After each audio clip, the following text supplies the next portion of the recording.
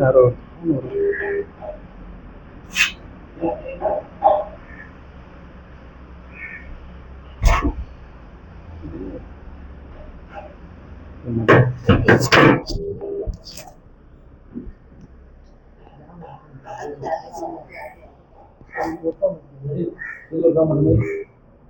கர்த்தருக்கு ஸ்தோத்திரம்.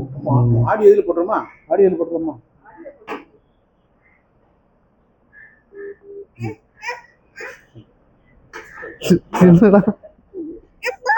தாத்தா தாத்தா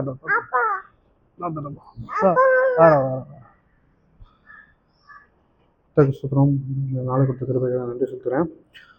இந்த நாள்லையும் எப்பயும் போல நம்ம தேவனை ஆராதிக்கிறதுக்காகவும் வாங்கிறதுக்காகவும் வரோம்.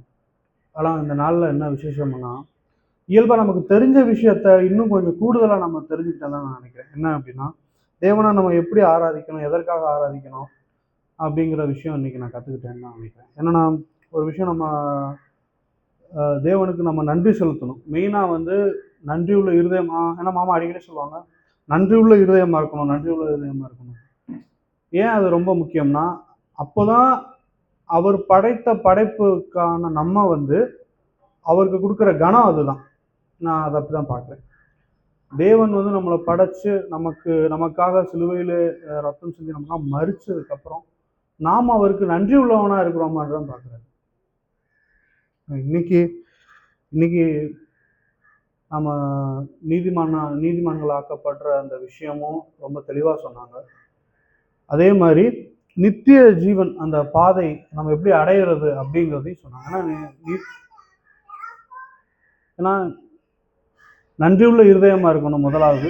ரெண்டாவது, நீதிமானா நம்ம நீதிமானாத்தான் நம்ம இருக்கோங்கிறத ரெண்டாவது நம்ம ரொம்ப உணரணும்.